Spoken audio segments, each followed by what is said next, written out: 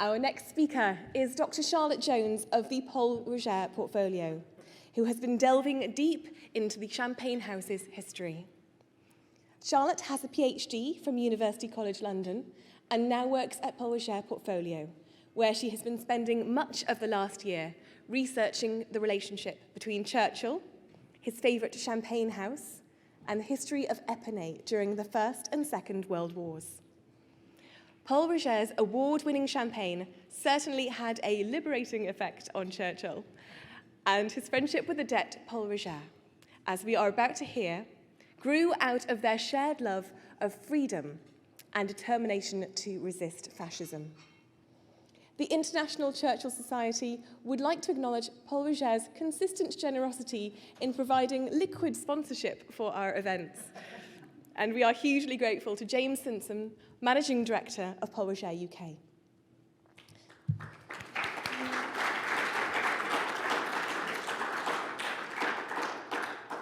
On behalf of the Society, I would also like to express our sadness at the recent passing of Christian Pol Roger, an important link to the past and the story we are about to hear.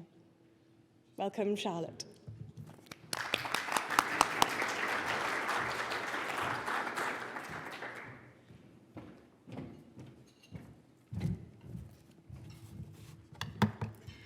Given this year's conference is entitled Churchill and Freedom, I thought it would be fitting to explore how the French region of Champagne has persistently fought for freedom throughout history, but with specific reference to Champagne during the First and Second World Wars, especially as Churchill was heavily involved in both wars as both a serving soldier and also at the height of his political career.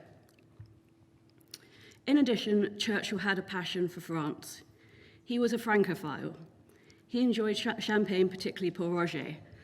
Churchill would have almost certainly seen Pol Roger at Sandhurst and in the mess of the Hussars, as well as in the House of Commons dining room, with Pol put on the list here in 1887.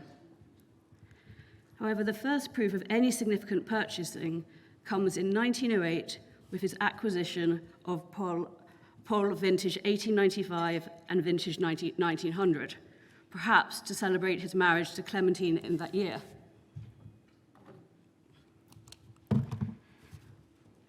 The region of Champagne is no stranger to experiencing multiple sieges, resistances, and liberations over the years. The reason Champagne is an ideal location first because of its proximity to the border, and second because of its geomorphology. One of the unique man-made features which both Epernay and Reims possess are the caves. The caves, now used by the champagne houses as cellars, were originally excavated by the Romans. The chalk would have been used for building roads and houses. In turn, the vast network of tunnels would go on to hold great potential for the champagne industry. It was the perfect location for the second fermentation of the wine, which takes place in the bottle, and it is thought that the temperature keeps the bottles from exploding. Before we move to discuss Churchill in the First World War, it is noting that these caves were used as places of refuge long before the Great War. As early as the 3rd century, for example, not long after the caves were dug and decades before Christianity would have become the official religion of the European Empire, it is believed that followers of Pope Sixtus II, martyred in AD 258, hid in the caves to avoid imperial persecution.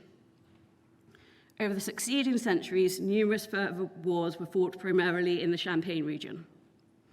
Epernay, the second city of Champagne, was itself burned, sacked, or pillaged at least 25 times in the 1,000 years before the 17th century. So the First World War. For the French, the outbreak of the First World War began in the first week of August. This had immediate consequences for Epernay and the Pol Roger family. Georges Pol Roger, son of Pol Roger, was called up to serve in the 12th Infantry Division. George was running the Champagne house with his brother Maurice. Reims evacuated many of its citizens, some of whom went to Epernay. Many went to Paris. A considerable number of people, however, did stay behind, as many as 20,000. A considerable number of those left behind belonged to the champagne industry. That was largely made up of women, children, and older men. When the Germans invaded France in late August, they travelled through the Marne Valley. Maurice Pol Roger, who was the mayor of Epernay at the time, took charge of the situation in the town and said, "I will stay in Epernay no matter what happens." On the eve of the German occupation of Epernay on the 3rd of September 1914, Maurice Pol Roger discovered that the municipal funds had been removed by the chief of police and he had fled overnight. In response to prevent the citizens of Epernay being without money, Maurice issued and printed coupons and were guaranteed by the town to be used by the citizens of Epernay as temporary currency. These were also signed by Maurice. The following day, the 4th of September, the German army entered Epernay. The Champagne houses took those who were left behind underground and into the caves.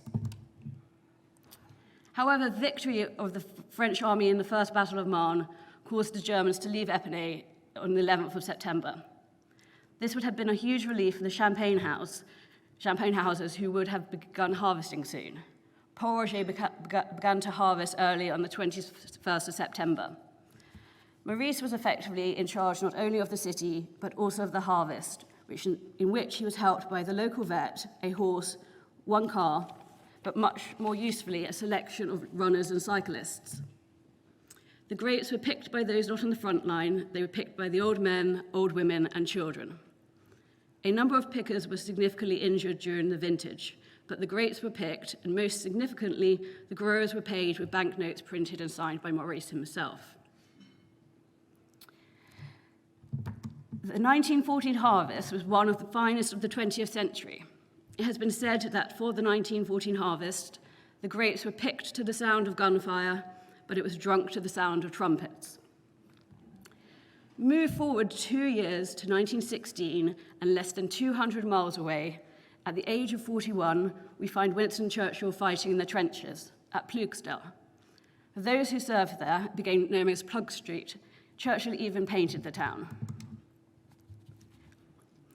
The village was 8 miles from South Ypres and not far from the French border.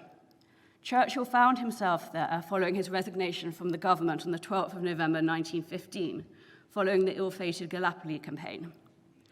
Churchill had made up his mind to serve the military overseas and stated in his resignation letter, "I am an officer and I place myself unreservedly at the disposal of the military authorities, observing that my regiment is in France." By the 22nd of November, less than 2 weeks since his resignation, Churchill was attached to the Grenadier Guards and reported to be in the trenches. It was not long before Churchill was given command of a battalion, the 6th Royal Scots Fusiliers. Accompanied with a Fortnum & Mason hamper and a tin bath, the regiment marched to Ploegstelle, just over the border from France in Allied-held Belgium. In the 4 months that Churchill commanded the battalion, there were some fatalities, but they were much significantly lower than others because they were not involved directly in battle.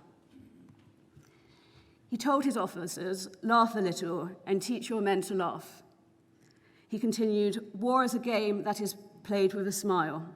If you can't grin, keep out of the way till you can." Following Asquith's fall, which Churchill predicted, Churchill returned to London briefly. However, it's not until early May 1916 that Churchill made his permanent return to Britain. Assisted by the amalgamation of several battalions and a colonel who held seniority over him, Churchill was free to return to London. He told Clementine, "It is really a most fortunate and natural conclusion, and well worth having waited for."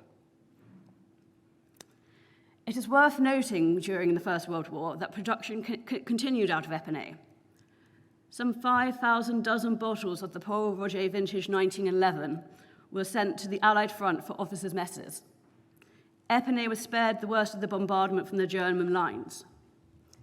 Reims suffered 1,051 days of bombardment, but Epernay was also fired on so much so that on the 21st of July 1917, 100 bombs fell on the town, and the entire population took refuge in the cellars of Pol Roger and Perrier-Jouret in Epernay.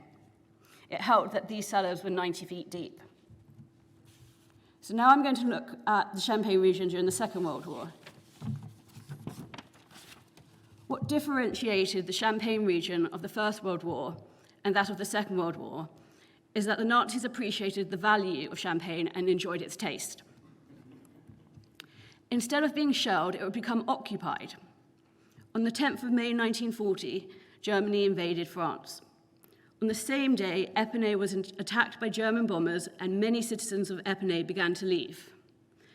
At the beginning of June, with the Germans rapidly advancing towards Marne, the evacuation of Epernay was ordered. Most members of the Pol Roger family left Epernay shortly after the evacuation order. Jean Pol Roger was the last to leave on the 11th of June, just as the German army occupied the town.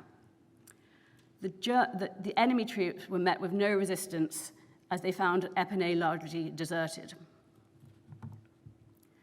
The German Army of Occupation ordered the mayor of Epernay, Louis Boudin, who was Guy Pol Roger's father-in-law, and his council to restore the movement of supplies into the town and to ensure that trade in local shops continued.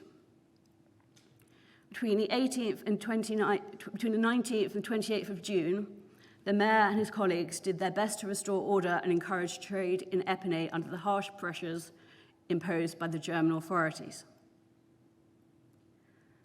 From the beginning of July, with the return of some semblance of normal life, people began to drift back to town. As Jean Pol Roger recalls, life in Epernay was hard during the war, though with its proximity to the countryside and farms, we were better off than those living in the large cities. Madame Christiane de Billy, 8 years old in 1940, and the youngest daughter of Louis Boudin, remembers food shortages and the long queues for milk and other items. Jean, Maurice, and Georges were the first of the Pol Roger family to return to Epernay in July 1940. When they inspected their cellars, they found that 12,015 bottles had been pilfered as their property had been left unguarded since the German occupation. The Secret Service had set up their officers' mess in the Pol Roger's house, and Otto Klaschbich, the Fouhard of Champagne, was running Champagne on behalf of the German army. The army had a remarkable need for champagne, with requirements for 350,000 bottles per week. And in all, Pol Roger supplied 1,185,200 bottles and 22 bottles to the German army during the war. Throughout France, there were numerous underground resistances, and Epernay was particularly active. Jacques and Maurice Pol Roger, together with Louis Boudin from Perrier-Jouët, were discreetly funding the resistance, with meetings held in the Pol Roger cellars. Odette Pol Roger not only wore her RAF greatcoat around Epernay and planted English roses in her garden, but also, more quietly, cycled from Epernay to Paris with messages for the resistance. Pol Roger continued in challenging circumstances throughout the war, with many key workers shipped to Germany as forced laborers. However, at the same time, innocent orders for cement were approved by the Germans, allowing Pol Roger to block up some of their most distant cellars with some of the best wines. The resistance was highly organized and particularly skilled at making forced passes and ration cards. Because of this skill in falsifying papers, some 1,500 Epernay members were carried out special clandestine work right under the noses of the Nazis. 200 were discovered, shot, or deported to their deaths. The local print shops and the mayor's staff helped in the fine art of producing authentic-looking papers, and thousands of identification and ration cards, all of all types, were supplied to the local resistance. By 1944, Churchill had turned the war, with the Normandy landings on the 6th of June. Epernay was only, the last German order for Pol Roger was placed and then cancelled on the 20th of July, with Paris being liberated on the 26th of August. Epernay was only relieved after a major tank battle on the Avenue de Champagne between 6 and 8 p.m. on the 28th. There are still some shell marks on the Pol Roger building on the avenue, and Christian de Billy, the grandson of Maurice and currently chairman, remembers coming back to Epernay at the age of 16 and watching hand-to-hand fighting from the safety of the solid Pol Roger building. Epernay was liberated by the 3rd American Army under the command of General Patton. With France liberated, Churchill did not hesitate in appointing Duff Cooper as the British ambassador at Paris, but also took the opportunity to visit Paris for the Armistice celebrations. At the lunch on Armistice Day, which was attended by de Gaulle, Churchill, and others, Pol Roger Vintage 1928 was served. This was to become Churchill's favourite vintage. It was not until November 1945, however, that Churchill, along with his daughter Mary, would meet Odette Pol Roger at a lunch organised by Duff Cooper's wife, Lady Diana. Odette sat next to Churchill, and by all accounts, he was captivated by her. To Churchill, she embodied all that was best about France. After all, he had said earlier in the war, "Gentlemen, we are not just fighting for France, we are fighting for Champagne." Their friendship continued, and each year Odette sent Churchill a case of vintage 1928 for his birthday. While Churchill continues to promise he would visit Epernay and continue to refer to 44 Avenue de Champagne as the world's most drinkable address, he never managed to visit. Instead, the Foreign Office used to call Pol Roger to discover where the champagne had been sent in advance of his visit. To conclude, history would have been very different without the will and leadership of Churchill. The people of Epernay, which include Pol Roger family, had played a vital role in securing his freedom again. As Odette Pol Roger said, he, Churchill, was our hero. To end, I would like to show a clip of Martin Gilbert interviewing Odette Pol Roger. Thank you. Great one. Right, Madame Pol Roger, I want to start with the atmosphere in Paris in 1944 after the liberation. I know you weren't there for the walk down the Champs-Élysées, but you were there the day after. Can you describe what the feelings were like? Oh, it was such a relief, such a joy, and such excitement to see after 4 terrible years. And in tremendous thankfulness, reconnaissance to the English. Why the thankfulness to the English? Oh, well, can you imagine? After all, vous avez gagné la guerre, quand même. C'était quelque chose. It was something, I think. No, it was. I can't explain it. When I woke up in the morning, I was so happy. I couldn't realize that it was finished. You see, and as we wanted to, comme nous voulions que ce soit fini. And after 4 very, very sad years, you see, because I had many friends who had been arrested in the resistance, and well, it was awful for 4 years. What did people think about Churchill at this time in November 1944? It was our hero after General de Gaulle, but it was c'était notre héros.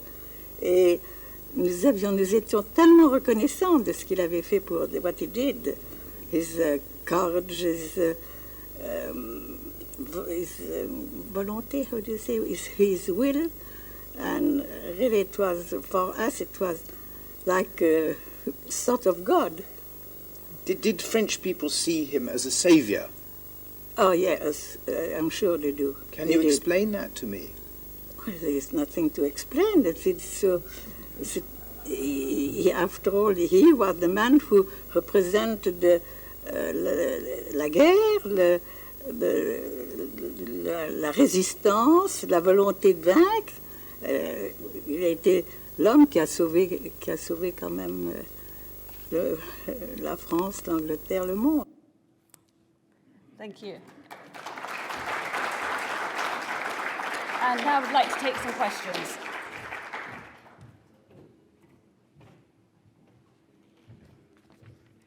Thank you so much, Charlotte, for that wonderful presentation, and how brilliant to see Odette Pol Roger at the end. So we're now going to take some questions from our audience, and for those of you who are here with us, if you could please raise your hand and wait for a microphone to come to you, that would be wonderful. And for those who are joining us online, please use the Q&A function for your questions to Charlotte. So I'll start with a question in the room. Okay, so I think actually I might, Alan. So is there a microphone that can make its way to? Wonderful.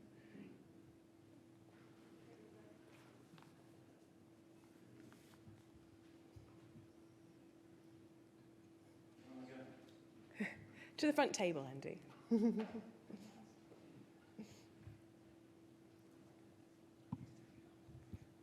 Okay, Charlotte, thank you very much for that absolutely fascinating talk. Obviously involved a huge amount of research. And obviously wearing my archivist's hat, I'm interested, of course, that you have access to presumably the Pol Roger Champagne House archives. Obviously we have a lot in the Churchill Archive Centre of the Pol Roger's family's correspondence with Churchill. But how much of the other side of that correspondence actually still survives in Epernay? How much Churchill is there in the archive? So I have yet to visit Epernay because of COVID, but I am told they have boxes and boxes in their attics, and they have currently just employed an archivist to start going through it. But I do believe there will be plenty for documents about Churchill, and I'm hoping for lots of correspondence. I wonder if I could ask a follow-up related question. So it sounds like you have huge ranges of primary sources available.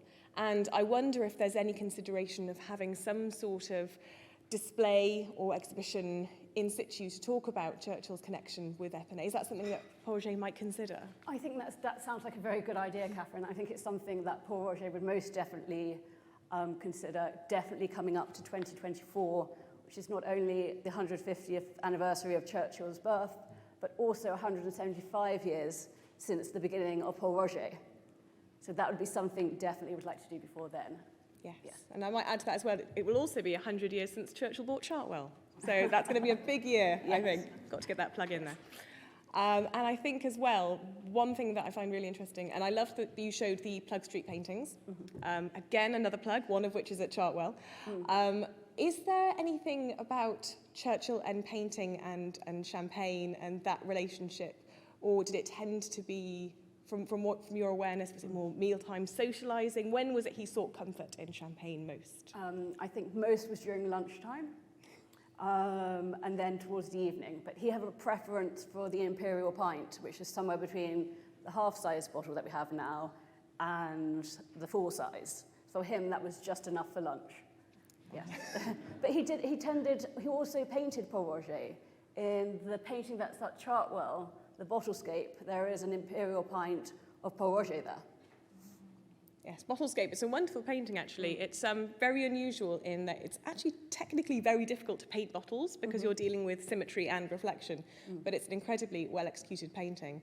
And it's got a lovely story behind it where it's Christmas one year and Churchill gets given this huge Jeroboam bottle of brandy and he decides to ask his children and his nieces and nephews to go around the house and pick their favourite bottles, and then he creates this sort of landscape scene of all the bottles and paints them. So it's lovely to have Pol Roger represented in the collection at Chartwell as well.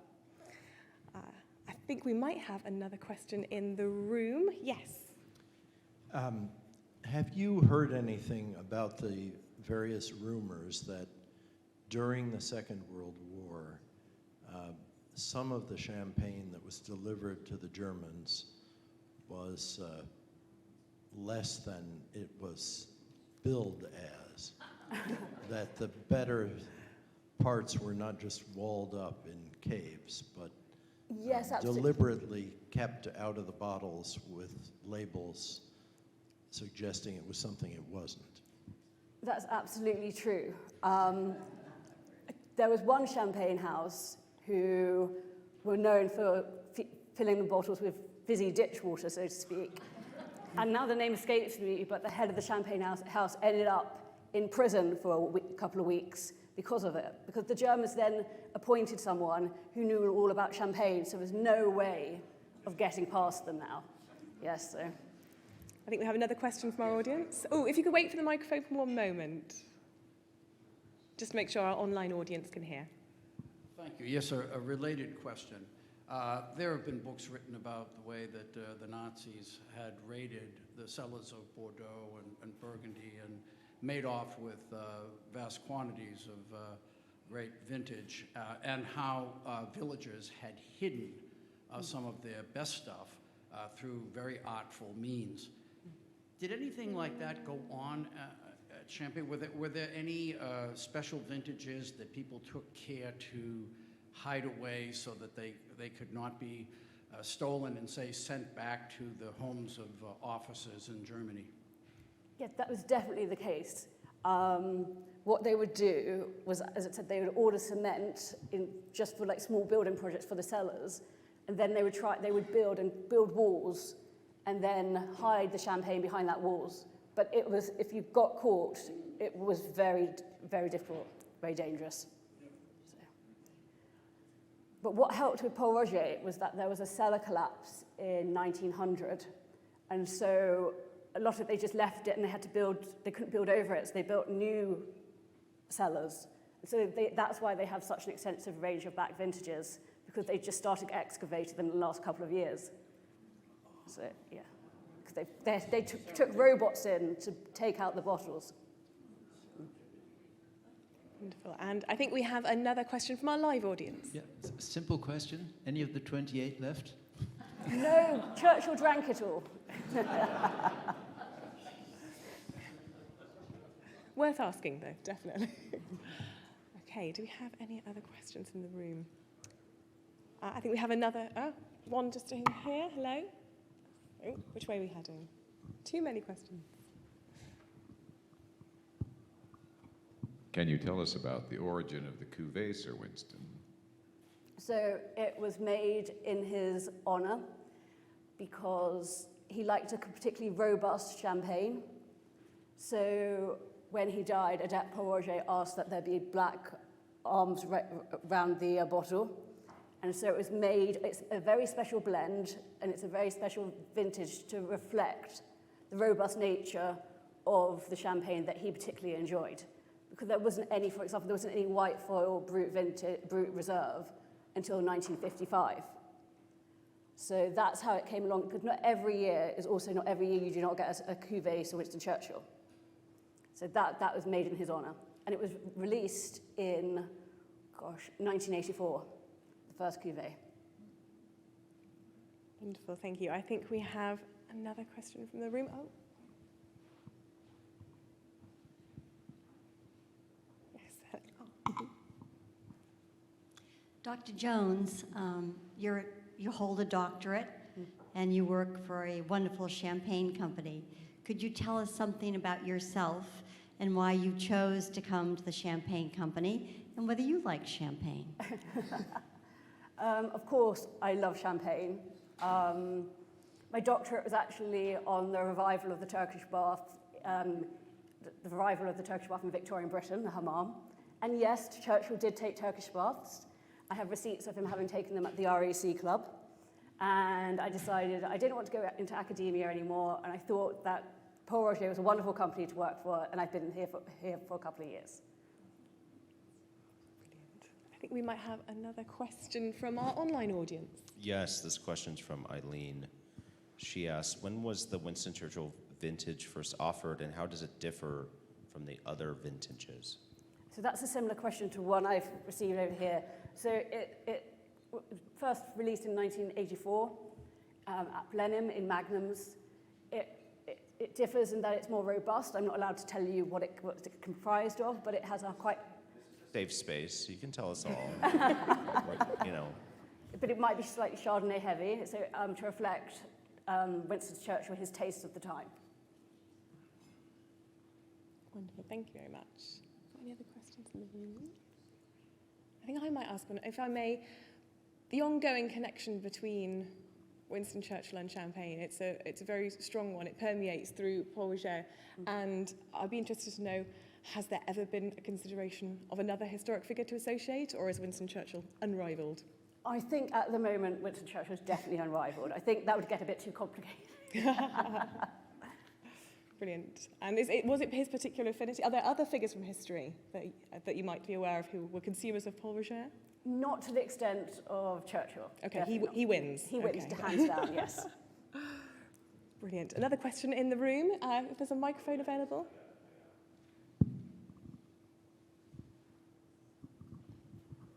I understand that there is now a thriving champagne industry in Britain. Could you tell us a little bit about that? Yes, indeed, because the geology of southern England is very similar to Epernay with the chalk. It's becoming the right environment to grow grapes for wine. However, at the moment, I would keep drinking champagne personally. And we have a question from our online audience. This is a great question. How many bottles of Pol Roger were bought by Churchill in the course of his life? Do you know, I know this, but I don't know the answer off the top of my head now. It's blank. It was thousands. I think it might have been 44,000. I don't know. It was a lot. It was a lot. But he obviously drank them with people. Yes, he wasn't just drinking them on his own. Yes, worth that clarification, definitely. And yes, I think we have another question in the room as well. Yes. Just waiting for a microphone. There we go. Thank you very much. I think Churchill once asked his scientific advisor, Lindemann, to work out how much champagne he'd drunk. And the answer came back that he'd drunk half a railway carriage full of champagne, which rather disappointed him because he thought he'd drunk more than that. Can you estimate how much half a railway carriage full of champagne would be? Off the top of my head, unfortunately not, but quite a lot. In quite a lot of cases. And we have another question. Yes, just waiting for a microphone. Lovely. I recently heard a story about a recently unknown niche full of champagne that had been boarded up for the war or protected and just recently uncovered or reopened. True, false, if true, what? Sorry? There was a story saying that they'd unbricked one of the vaults and cellars and found X thousand bottles of 100-year-old or however old champagne. At Pol Roger, yes, we did find some following the cellar collapse. So that's when the robots went in to extract all the bottles that were still remaining. And some of the vintages went back to 1895. And I think they were opened at a special dinner last year, maybe. We have some next year. Definitely. Okay, I think that's all the time we have for questions, I'm afraid. Thank you once again, Charlotte, for a fantastic talk and for taking the time to join us today. Thank you.